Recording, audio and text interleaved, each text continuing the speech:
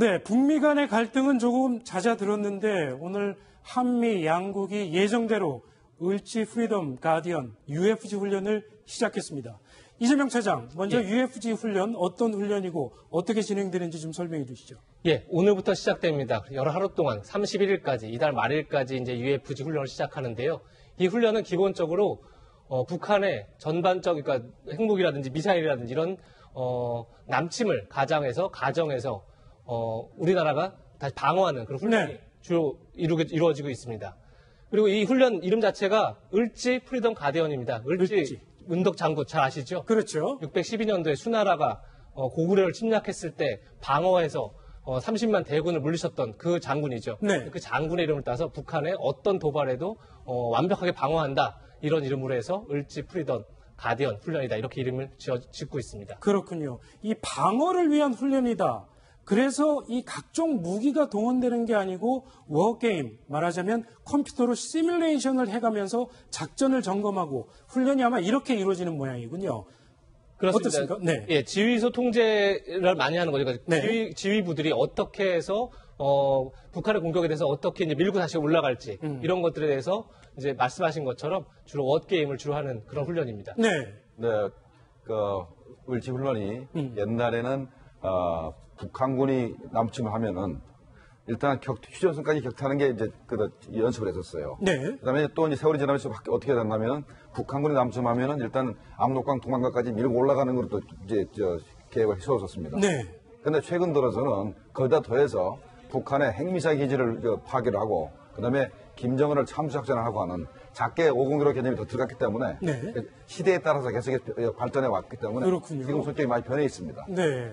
그런데 안 소장님, 북한이 UFG 훈련을 굉장히 두려워한다. 이런 얘기가 있습니다. 왜 그런 건가요? 네, 이 을지 프리덤 가디언 훈련은 분명히 방어 훈련입니다만 네. 이제 말씀들 하신 대로 지난해 이제 북한이 4차 핵실험 이후에 이 성격이 단순한 방어에서 재공격을 성공했을 경우 북한 지역으로 우리가 올라가서 김정은과 같은 지도부를 참수한다든지 또 핵무기와 같은 WMD 이런 미사일 체계를 제거하는 것, 더 나아가서 북한 체제의 안정화 방안까지 이 UFG 훈련에 포함이 되어 있습니다. 네. 그리고 또 북한이 선제 공격할 징후가 농후할 경우에는 그것을 우리가 즉각 판단해서 그것을 사전에 봉쇄하는 이제 그 작전계 501호 이런 것까지 포함이 돼 있기 때문에 이 북한으로서는 상당히 핵 공격 전략이라는 등 말하자면 우리에 대해서 지금 겁을 먹고 있는데 그 배후에는 바로 북한의 군사력이 그만큼 취약하고 북한 체제가 군량미가 있습니까? 모든 게 자기네가 취약하니까 상대적으로 강한 우리가 비록 방어 훈련을 하고 있지만 거기에 대해서 언제든지 총구를 돌리면 자기네 독재 체제가 붕괴된다. 그렇죠. 스스로의 공포의식으로부터 이 UFG 훈련만 진행이 되면은 발작적인 반응을 보이는 겁니다. 그렇군요. 이번 UFG 훈련이 또 주목을 받는 이유가 한반도의 유사시, 말하자면 전쟁이 일어났을 때 이 작전 지휘권을 가지고 있는 탑3 미국 군사 지휘관들이 한꺼번에 한반도를 찾았다고 합니다. 김 실장님, 어떤 사람들이 찾았는지 좀 설명을 좀 해주시죠. 네, 이 해리 해리스 태평양 사령관은 미국의 서쪽부터 해서 인도 서쪽까지 지구 면적의 52%를 담당을 합니다. 네. 그리고 이제 우리 한반도에서 전쟁이 벌어지면 그 작전과 그다음에 미군 병력이 우리 한반도에 정원되지 않습니까? 네. 괌과 오키나와 그다음에 일본 주일미군 그리고 하와이에 있는 군대까지 그다음에 이 본토까지 이렇게 다섯 군데에서 증원되는데 증원 부대를 이제 증원시키는 그런 역할을 담당하고 미군을 얼마나 보낼지를 결정하는 사람이죠. 그렇죠. 그리고 이제 주한미군 사령관, 주일미군 사령관이 태평양 사령관 슈아에 있습니다. 아, 그렇군요. 네. 존 하이튼 전략사령관이요? 네, 전략사령관은 미국의 전략 무기를 담당합니다. 핵미사일을 담당하기 때문에 B-1B 폭격기라든가 B-2, B-52 폭격기, 그다음에 핵잠수함, 그다음에 항공모함에 실려 있는 그 전략 무기 이것들을 담당을 하고 있습니다. 그렇군요. 말하자면 전략 무기, SLBM이랄지 이런 전략 무기들을 어떤 무기를 한반도에 전개할 것이냐 이런 걸 결정하는. 네, 맞습니다. 그다음에 세뮤얼 그레이브스 청장은 어떤 사람입니까? 미사일 방어 청장은 사드라든가 패트리엇 3 같은 이런 미사일 방어 무기를 방어를 담당하는데 이 양반은 이제 별 3개입니다. 네. 투구는 별 4개고 중장급입니다. 그렇군요.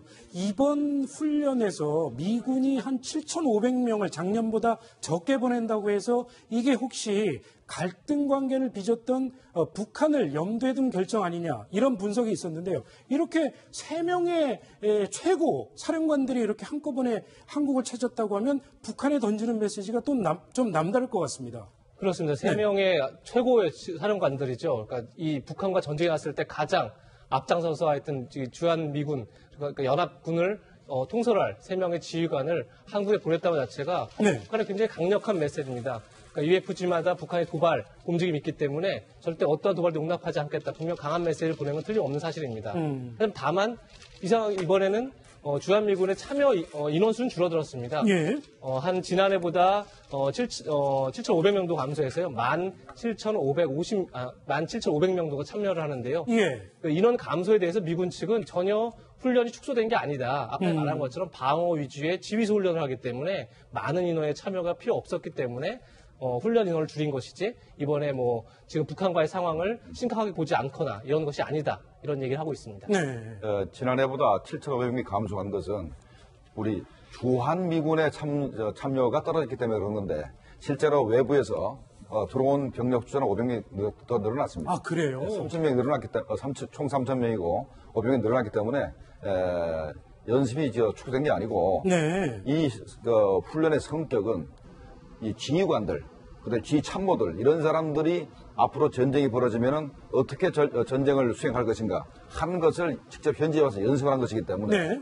사람 숫자가 중요한 게 아니고 어떤 사람이 왔고 어떤 참모들이 왔는 게 중요한 건데 이번에 이제 아까 얘기했던 그 3명의 그 최고 지휘관들이 왔기 때문에 네.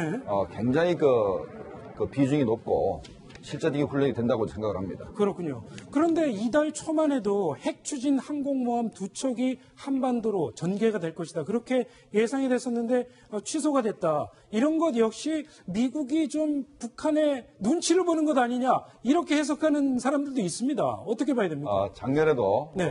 이 항공모함들이 오지 않았고 또 지휘소 훈련이기 때문에 실제로 올 필요도 없고 예.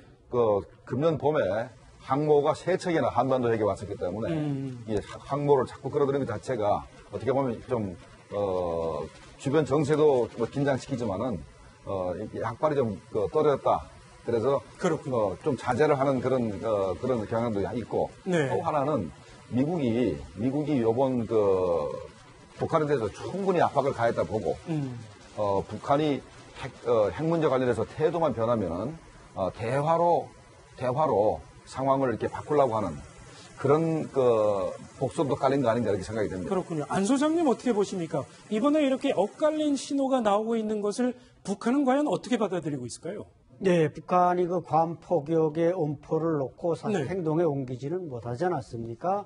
그 이후에 이제 미국 측에서 반응은 이제 말씀하신 대로 좀 대화 쪽으로 약간 그 방향이 기우는 듯한 예. 그런 분위기로 가고 있기 때문에 역시 미국은 어떤 물리적 공격보다는 대화로 풀겠다 이런 의지를 피력했기 때문에 김정은 역시 뭔가 이제 대화에 대해서 나름대로 어떤 액션이 나오는가. 미국이 딱 평양을 하나의 떠보는 시금석으로서 이번에 UFG 훈련에서 약간의 그 인원 축소라든지 네. 항공모함의 말하자면 배치라든지 이런 걸 거둬들인 그런 뜻이기 때문에 결국 이제 답변할 쪽은 김정은인데 과연 김정은이 또 거기에 대해서 그런 유화적인 답변으로 나올 것인가. 김정은도 나름대로 준비하고 있는 도발 프로그램들이 있는데 예. 그런 것이 언제 또 노골화될지 UFG 훈련이 끝나면 그것을 행동에 옮길 것인지 역시 이 하야권은 조금 더 변화된 것은 없습니다. 그렇군요. 이재명 차장. 예. 해리 해리스 태평양 사령관 같은 사람이 이제 그저께 한국에 도착한 것으로 알려져 있는데 그렇게 북한에 대해서 어떤 메시지를 던지고자 하는 뜻이 담겨져 있다면 한국 군 관계자들과 만나서 이 한반도 상황에 대해서 좀 많은 얘기를 나눴을 것 같은데 그동안 어떤 메시지를 좀 던졌습니까? 지금까지 굉장히 미국에서는 굉장히 강한 메시지를 던졌었죠. 네. 북한이 정말 도발할 경우에는 예방 전쟁도 가능하다 이런 얘기가 이제 계속 배고파서 나왔기 때문에 그 스탠스 틀림없이 그 스탠스를 유지하고 있는 거고요. 네. 이번 어쨌든 주한 미군 사령관 등과 함께 기자회견을 통해서 북한에 더 강력한 메시지를 전달할 가능성이 있다고 지금 예측되고 있습니다. 네, 그렇군요. 자, 북한이 두려워한다는 UFG 훈련. 계속됩니다. 앞으로 북한이 어떤 반응을 보일지도 참으 궁금합니다.